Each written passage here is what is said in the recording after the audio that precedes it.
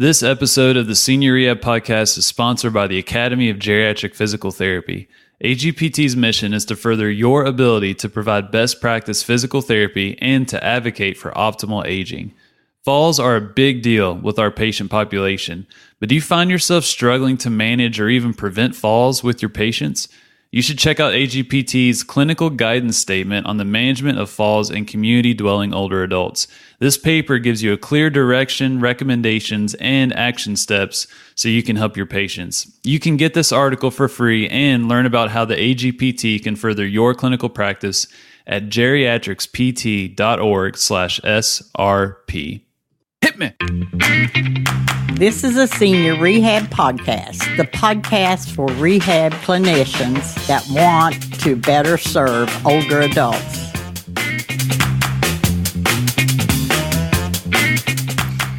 Hey guys, Alyssa here. I'm talking about the second Old Not Weak podcast. We're talking about power today. Power in relation to training older adults, and the main goal is how we can actually take these principles and apply them into rehabilitation. So I'm just going to talk very briefly about, the definition of power. So if we look at it, power is different than strength. And this has been addressed a few other times here, but so let's look at power is the product of force and velocity. So when you're just looking at strength, you're just looking at the product of force. But power adds in the second variable of speed. So you're looking at basically strength and speed. And another difference is strength, you're looking at the highest force that can be produced. Whereas when you add velocity, and it's typically, so when you're measuring power, it's typically maximized at moderate loads. So whereas strength is at high loads, power is at these moderate loads because you need to find the balance between velocity and force. If the force is too high, then you lose out on the velocity. But if velocity is too high, then you're losing out on the force. So power is kind of all about finding the balance between force and velocity. So why is this important? There have been numerous studies that have shown that muscular power is more closely associated to the performance of functional ADLs that are essential to independent living. And this is, obviously very important for us when we're training older adults because this is one of our main goals, typically, is getting patients back to their, typical ADLs and keeping patients independent. So older adults do experience a decline in strength of about 1 to 3% per year starting at around age 60. Then they also lose about 3 to 4% of power. So the decline is a little bit accelerated for power, which is one of the reasons why it's important to train it. So when you have this decline in power, and it's more closely related to these ADLs, then you see that, not only does this make activities hard, and if you think about, some of the things that you might need force and velocity working with you, getting up and out of a chair, walking upstairs, and walking are probably the three main ADLs that you see power most regularly. That we would be assessing. So if these are harder, and then it maybe takes a little bit longer to do these things, or people are only doing them when they have assistance available, then you kind of fall into this vicious cycle of now they're done less frequently. Now they're not getting as much activity as they need to. Now they need more help with these things. So it kind of falls into this vicious cycle and feeds into the sarcopenia and the decline in this strength and power. So we obviously know that we need our patients to keep moving as much as possible. So we need to, intervene in this before this vicious cycle happens. So this is why, it's important to train this and train power specifically. So if you think about, how to assess power and why this is important, one study did show that performance on sit to stand, the 6-meter walk, and just the stair climb was highly predictive of muscular power. So looking at these just simple things that we're already looking at already and, seeing if they're taking a little bit longer for them to complete, and they're not, having problems with them. This could indicate that there may be a decline in muscular power, and that's, one of the things that we need to train then. Another one is, one study was able to conclude that diminished leg extension power may be a key predictor for mobility problems, which makes sense. Leg extension is obviously needed for those 3 ADLs I just mentioned: walking, sit to stand, and stair climbing. So it would make sense that if, you're not able to generate a lot of power in leg extension, then you will have subsequent difficulty with these activities.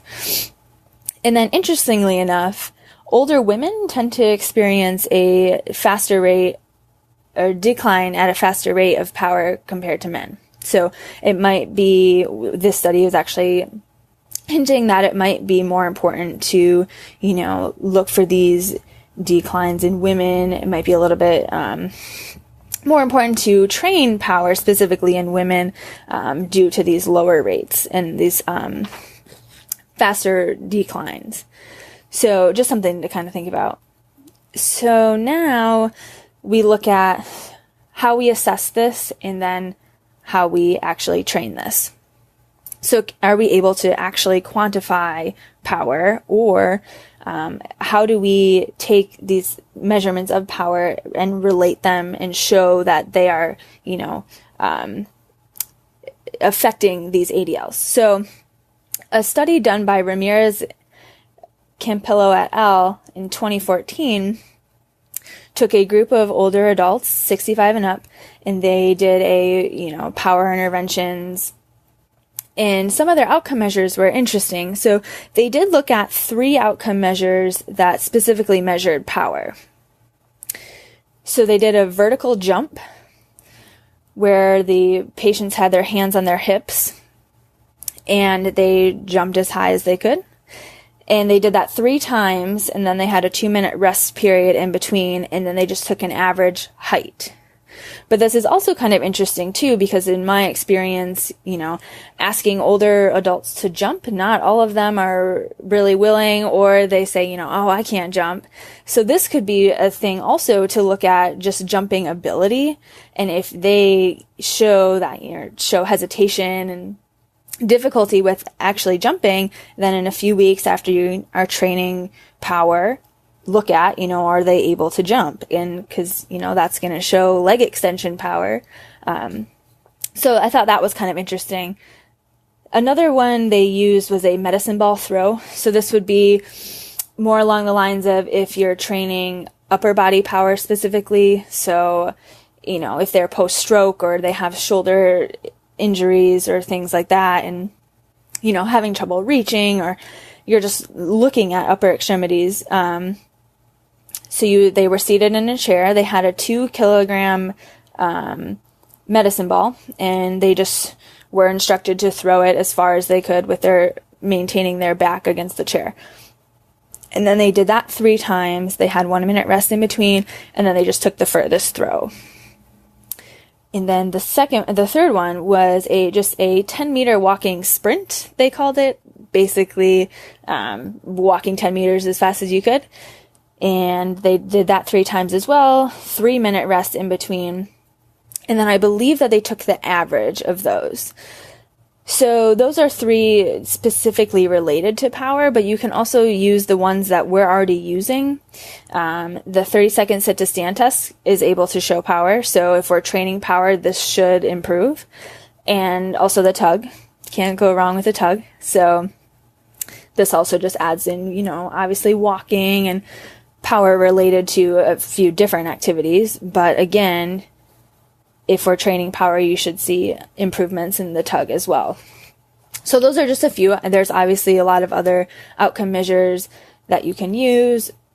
But those are just a few that, kind of tend to hit power a little bit more instead of, without using force plates and other fancy research equipment, and obviously related to function. So now we find these baseline measurements, and now how do we improve power? So you can approach it a couple different ways. So one of the easiest ways that I've found specifically is you can just add speed to some of the interventions you're already doing. One of the easiest examples is sit to stand. Most of us are probably doing these with our patients of some scale across all settings. Just change the cueing, is as simple as it is. So the cue now is to stand up as fast as you can and then sit down as slow as you can. Most people respond very well to this, and it's something that it's just a way to change how they're creating this force, creating this strength, just adding that velocity to it. Another one, a common intervention, standing, marching, hip flexion, to obviously help with walking.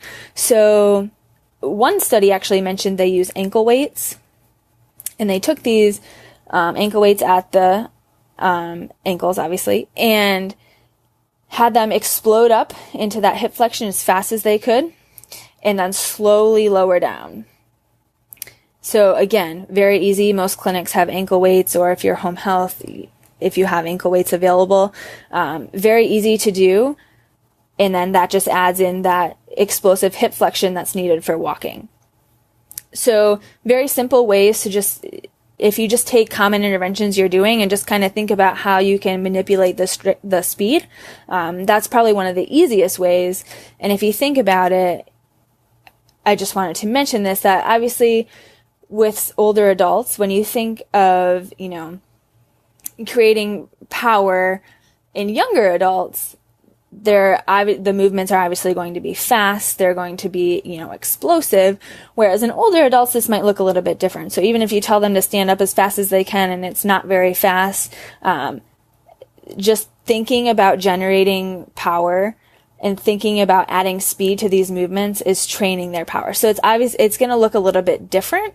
It might not look as explosive as younger adults, but just something to kind of keep in mind when you are doing these things, that, just keep the cueing of, moving as fast as you can, but it just might look, it might not look super explosive. But some of them you could be surprised. So, and then another way you can approach power training is like traditional strength training. And what I mean by this is that in traditional strength training, you choose maybe leg press, and you do, 3 sets of 8 of leg press, and you're working towards a certain amount of weight. So you're going to take kind of that same mindset, but then spin it a little bit and add speed to the movement, and also keep in mind the moderate loads. So what this might look like is, instead of using a high percentage of over 1 rep max for traditional strength training, where you're at like 70, 80, 85% of their 1 rep max, you're going to take it down to a 40 to 75% range that was deemed a necessary range for power of their 1 rep max, and then have them complete the concentric action fast, and then the eccentric action slow. They gave about 3 seconds. So studies typically use 3 sets of 8 reps, because we want to kind of avoid those higher rep ranges. Once you get into those higher rep ranges, power kind of starts to taper off. You might lose velocity, you might lose force. So sustaining both of those variables is hard to do above, 8 or so reps. And you want to be able to find that balance between those two in order to get, optimal power training. So one study took a group of residents in a retirement community, and they completed a power intervention that included common exercises, so bench press, step-ups, chair rises, plantar flexion, leg press, and hip flexion. And they trained all of these exercises in a power format. They did 3 sets of 8 for all of these exercises. And in the beginning, in order to, kind of ramp up to the mid stages of training, I think it was 12 weeks in total. The first few weeks, what they did is they took these 3 sets. So the first set of the exercise was just, the cueing was just perform at a comfortable, but not a slow pace. So just thinking of making it a little bit faster than normal, but at a comfortable pace, just to kind of take them through the exercise. Then the second set, it was called the ramped set. So same exercise, the last 4 reps were performed a little bit faster. So they started to add speed to this one in about the last 4 to 6 reps. And then the third set, they were cued to do all the reps as fast as you can. So that's another way you can approach it as well. Make sure they can do, the exercise in the first set. They know, they can get through the range of motion, those types of things. And then the second set, okay, let's add a little bit of speed to it. And then the third set, okay, do it as fast as you can. So this would be a good introduction to power training. See how they respond. Some patients might not, respond very well to this. They might have pain. They might, all of these things. So just doing the last set of full power is also, kind of a way to address maybe soreness. So not going into all 3 sets as fast as you can, kind of ramp up into it. I just thought that was kind of an interesting way to approach it and an interesting, way to kind of think about it. And a couple other things that you can use. There's lots of different things. You can get creative with this. You can do banded resisted walking. So for patients who aren't super high fall risks, aren't super retropulsive, you can even use this with patients that are using a walker. So you just use a band, you're following behind them, giving them some resistance behind, and they're trying to walk as fast as they can. So you can use it with assistive devices, just have to be careful about the, resistance. But that was kind of an interesting way, easy way. You just need a band. Speaking of bands, you can use TheraBands for all of these power exercises as well, especially in like group classes and things like that. Again, same thing, just adding that speed in the concentric and then slow on the eccentric. You can do rows, you can do bench press, you can do, all of these things that are the same, but you're just adding speed to it. And one study did use TheraBand exercises from what I can remember from the systematic review that I read. And so that is also another way. You don't need all these fancy equipment and things to do this. One thing I was able to try in a group class was kettlebell swings, but we didn't have kettlebell swings, so we just used small balls, and I had them come up into hip extension and then back down into a hip hinge. So you're working on that explosive hip hinge pattern with balls. We didn't even use external load because that is more of a technical movement, but it's still training that quick hip extension. And then you can use step-ups with ankle weights. I saw one of the studies were using weight belts. Some studies were using weight vests when you're trying to, weight functional activities. So to give them that force and then just add the speed to it. So, I don't know how plentiful weight vests are or how willing your patient would be to put on a weight vest, but it's just one way. There's lots of different ways you can train this. You can get creative with the things that you have. The main thing is that you are adding speed. So you're adding speed in a controlled manner and then focusing speed concentric, slow on the eccentric, and applying those to functional activities. And most of the studies were, 8 to 12 weeks, 3 times a week. But even just addressing these, I've noticed, even just addressing these in a few sessions really can make a difference. So try it out and see, how your patients respond. get creative and have fun with it, because there's lots of fun ways to do it. So we just want to keep our interventions, as evidence-based as we can. Yes, I can post the studies in the comments. But if anyone has any questions or anything, feel free to Facebook message me, email me, whatever. But thanks for tuning in, and have a great day. Hit me! Thank you for listening to the Senior Rehab Podcast. If you only listen to these podcast episodes, you are missing out on 90% of the Senior Rehab Project. Hop on over to seniorrehabproject.com, where you can join the movement that's advancing care for older adults. You can join for free or become a part of the Game Changers, where you can get some free gear and access to our monthly meetup. Just go to seniorrehabproject.com. I appreciate y'all, and I'll talk with you soon. But in the meantime, do not forget to stay funky.